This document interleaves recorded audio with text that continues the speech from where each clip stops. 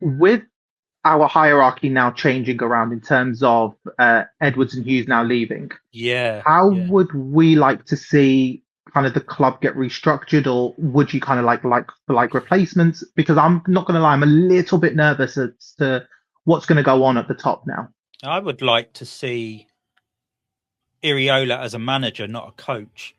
And I'd like us to have, whether it's a sporting director or whatever you want to label them, to go out and get his targets, but let him choose his players. I'm not a big fan of clubs who go and pick players around the world, bring them into a club and go, right, that's what you've got to work with. I don't think that works. Now, you can probably argue it has worked at times at certain clubs. And if you're a good enough coach, you get the best out of those players. But for me, I like a manager to have full reign on his club on who he's bringing in.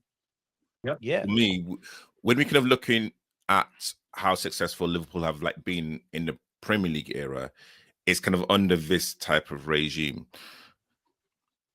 I think now clubs are now going down this kind of coach scenario because they still want control, which I totally understand. They are like putting a lot of money in, they're putting like a lot of resources, and like there are certain players that a manager may not like. And let's be real. I mean, even with the Mo Salah situation, Klopp didn't actually want to sign Mo Salah. It was No.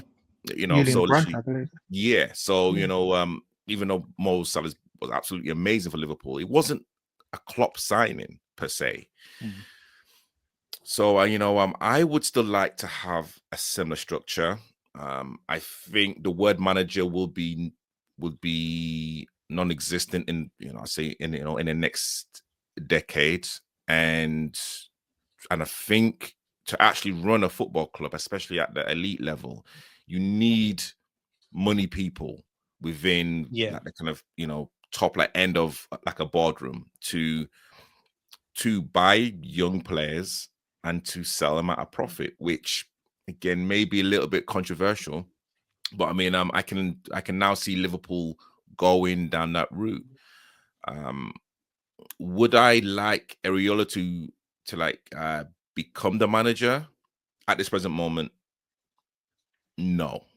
And I don't think there's anyone out there that even deserves that title to even manage our team. So I'm actually liking like the structure. I just kind of hope that we can kind of bring in like the right people to actually move us forward. I did hear on the grapevine that they were potentially looking at the back staff of Bournemouth, who did a lot of the recruiting for Bournemouth, and trying to bring them in place of Michael Edwards. Oh, okay. I don't know how true that is, and I don't want to go sort of speculating. But if that is the case, I think that's a good move, because they can earmark, and have done over the years, earmarked the good players that people seem to overlook. They see something in them to be able to bring them, on in their careers. Yeah. I think my only concern is the fact that at the moment, and this is probably the way it's going to go forward anyway, is that the likes of Edwards are business people. They're not football people, they're business people. And as much as you do need business people within the boardroom, like you say, I think sometimes they get too involved. Okay, that may be part of their job, but maybe they get too involved in the choices of players. And a lot of it, I would say 90% should be down to the manager or the coach as to who he wants to bring in, the scouts that are out there. I mean, I don't even know how many scouts we've got anymore. Even if we have any that actually go out and look at players. I think that's something that maybe needs to be looked at. And if we don't have a lot of scouts, they need to question why, and why aren't we going out to all these smaller clubs in different leagues and even in the UK to earmark potential talent to come into the club at an at an early age in their careers and bringing them forward. Yeah. So I mean, with this Jeremy Jacquet signing, and how much did we pay for him? Is it 50 million or so? I can't remember off the top of my head. It was yeah, I think it was 45 or It was a 50 good million. chunk of change, yeah. Yeah, it was kind of good chunk, and of course there was like talk about us buying Gahey at the time for like 20 million or so, possibly even less. But again, I can see where the board were coming from. You are buying someone who's already an established England international. That's them going to demand a lot regarding wages. How old is Gahey? 25 now? 25, 26? Yeah, somewhere around there. So 26, yeah. So let's say we like give him a 4-year deal. I'd say like the kind of sell on of like someone who's 30, 31 is a lot less than someone like Jacquet. I mean, Jacquet's 20. I can't imagine Jacquet still playing for Liverpool in 5-6 years time. Honestly, I genuinely can't. But at 25, 26, if he's performing to the standard that we hope he can, imagine how much that player could be worth. We're looking at close to 200 million if we're really, really being honest in terms of how the transfer market is actually going. So I see why now Liverpool didn't want to buy Gahey. I know, again, it would have been a short to medium term fix, but they are looking at the longer term vision plus the opportunity to actually sell a player 25, 26, 27, for a huge profit. And unfortunately, I think that's going to be Liverpool's model.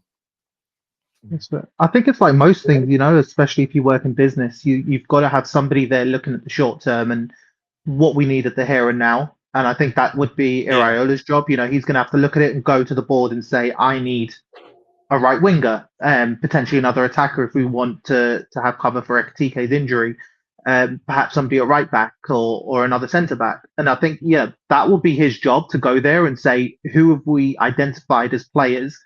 Do they overlap with my ideas of who I want to bring in? And hopefully they can come to an agreement and say, right, we can pull the trigger on this one because the market's allowed for that opportunity to arise. On the flip side, we need somebody to have a look at the long-term future of this club. And like a Xhaka, are we looking to bring in players that if they do really well and stay with us long-term, they're going to be part of that great success? Or do we look at players that we can flip for a profit and reinvest back into the squad?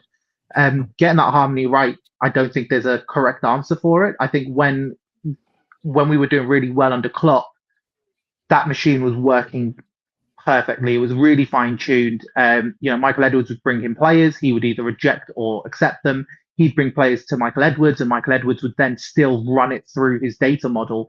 And it's one of the reasons we brought Thiago in, was because the data model allowed for him to be there. So it can work. It's just difficult to find the right people who have that right chemistry of respect and, I guess, compromise with each other to make it happen. I think we are past the point where we do see a manager having total control, though there is something quite nice about it. But then I think the flip side of that is you used to then have to find managers that can do it all. Now you can say, I can find somebody who tactically fits my team, doesn't have to worry about talent identification because we'll do that bit for you, as long as they're happy to say or green light any of the players that we bring to them. Can I just come back to something Berman said there? Do you think the club last summer's transfer window have moved away from that business model of looking at players and stats? With the money we were throwing about with Isak and Wirtz, did that just seem like we've now decided to move away and we're just going after the big names that are out there because they were proven in their leagues?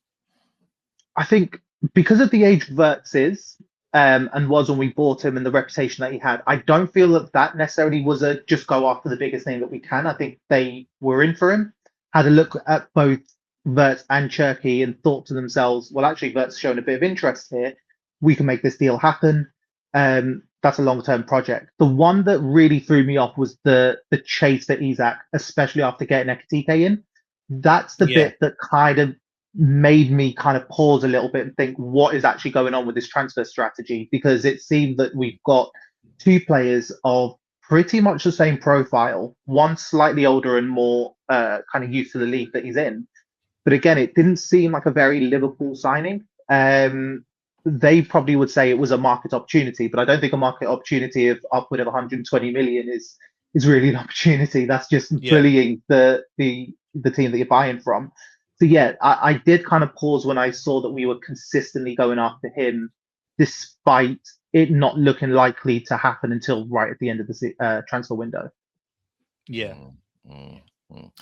Something that you said, Berman, and again, I'd love to get other people's opinion. You said data-driven information. That's why Thiago is now part of this Liverpool structure. Data-driven, that just scares me. I'm sorry, that absolutely scares me. If we're picking players on like data, I know this XG and this. I'm not going to call it malarkey, but I still don't understand it. Are we now in danger of going down a very systematic route in terms of picking players rather than using our eyes and actually seeing, okay, this particular player? The data-driven model come in the minute FSG bought the club. So it unearthed the likes of Joel Matip, who we got on a free. It enabled us to go and get players who suited Klopp's system, and it worked. It won us a Premier League title. It won us a Champions League title.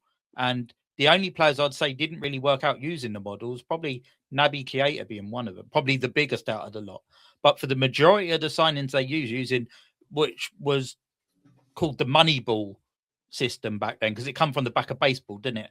And now we're allowing them to compete against the Yankees and that, wasn't it? They went out and got players. And when they bought the club, they brought that model of scouting for players by stat-based. And I would argue it paid off for us. Yeah.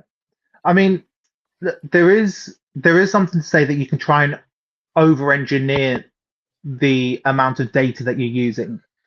I think where it works really well is when the data backs up what you're actually seeing. So one example I've always kind of remembered, and I don't know why it stuck out in my mind, is, do you remember the Italian striker Andrea Bellotti? A few years ago, he was knocking them in for fun for, I believe, Torino in Serie A. He was being, touted as one of the best strikers in Europe at that point. But when you started looking at the actual raw numbers underneath it, he was overperforming his XG. So he was scoring more than what the data would have suggested he should have been scoring. He then got a transfer to Roma, where the idea was that he'd then take off from there. But it kind of petered out for him because his ability kind of started to match up to what he was performing on the pitch, and he hasn't scored as many since. I think the thing that data allows you to do is kind of find those outliers where it's not going to be sustainable, where somebody is having a one season wonder, or they're just in the perfect environment for their particular skill set. Yeah. What it should be used as is a filter, not as the ultimate decider as to whether you bring a player in. It should just be there as a screening test to say, do they actually deliver what we think they're going to deliver? And then on top of that, it's then the manager and the scouts who have actually watched them, had a bit of a background check, understood what kind of character and personality this person is. Will it fit the rest of the team? So as long as it's one part and not the part, I'm all for it. Yeah. Cool. Yeah. What's your views on it, Kev? Yeah, no, I agree everything what you guys have said. It's, you can't just have one thing to determine whether this player is good enough for the club or the right player for this club. I think there has to be a combination of different things. You have to look at their personality as well, I think, because I think the personality in a player is important. Are they this egotistical, big-headed player that thinks they're better than they really are? Or are they, somebody that's willing to learn and willing to, put everything into it? And again, going back to this whole scout thing, like Berman said, if you've got the data on one side and you've got people going out looking at these players on the other side, and they can come together and go, well, we found this and the data doesn't match. And then they can go, well, maybe he's not the right fit. Yeah. And then they can move on to somebody else. So I think it can work in tandem, but they have to be prepared to listen to each other if that's the case.